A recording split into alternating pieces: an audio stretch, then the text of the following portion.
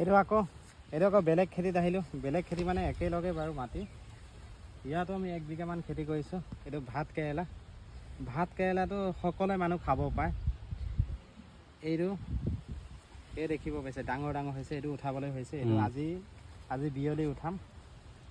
আৰু যথেষ্ট পৰিমাণে ভগৱানে ওপৰৱালাই ভাত কেৰেলাখিনি দিলে মানে ইয়াত ধুনীয়াকৈ এই এৰিয়াটোত মানে ইয়াত যেনেকৈ গছজোপাত ধৰিছে ন, গোটেই এৰিয়াটোত আছে। একদম মাটি লৈ আছে দেই।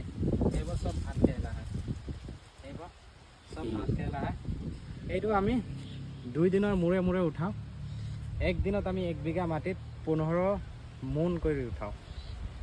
আৰু 1 মোন 1800 টকা কৰি বিক্ৰী কৰোঁ। এই গোটেই হেৰি আছে। আমি এনে যদি লোকেল বজাৰত যদি বিক্ৰী কৰোঁ কিলো 50 টকা, আৰু যদি পাইকাৰী বিক্ৰী কৰোঁ তেতিয়াহ'লে 40 কেজি 1800 টকা। আৰু মাজে মৰাপাতৰ শাক দিছোঁ। এইটো শাকটো ভাল। এইটো তিতা লাগে। শাকটো খাবলৈ ভাল। এই জ্বৰ আহিলে খাব পাৰে বাৰু।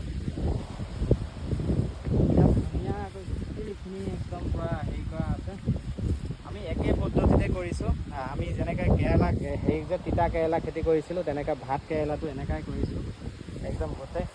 আৰু ইয়াত যোনটো ফুল দেখিব পাইছে, এই ফুলটো পৰি যোৱাৰ লগালগ এই ভাত কেৰেলাটো ডাঙৰ হৈ যাব।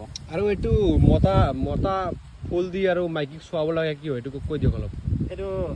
এইটো এটা হেৰি থাকে দেই। এইটো ভাত নষ্ট কেৰেলা নহয়। এটা ভাত কেৰেলা এটা আপোনাৰ এটা ধৰ্ম হেৰি থাকে। যেনেকৈ আমি মানুহৰ ক্ষেত্ৰত যদি চাওঁ, পুৰুষ মহিলা থাকে, তো তেনেকৈ ইয়াত ভাত কেৰেলাৰো এটা ধৰ্ম থাকে। মানে যোনটো আমি মতা কেৰেলা পাওঁ, এই তাৰ ফুলটো আমি মাইকী কেৰেলা মানে তাত মানে ওচৰত ল'লে মানে সেইটো হেৰি হৈ যায়। তেতিয়া কেৰেলাটো হেৰি মানে গছজোপাত একদম পূৰা ধৰি থাকে আৰু সেইটোৱে মানে। আৰু মাইকী কেৰেলা দি ছোৱালী এইটো কি হয় মানে নষ্ট নহয়।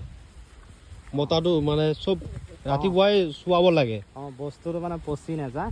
পচি নাযায়। এনে বৰষুণ বতাহ মাৰিলে মানে হেৰিটো আমাৰ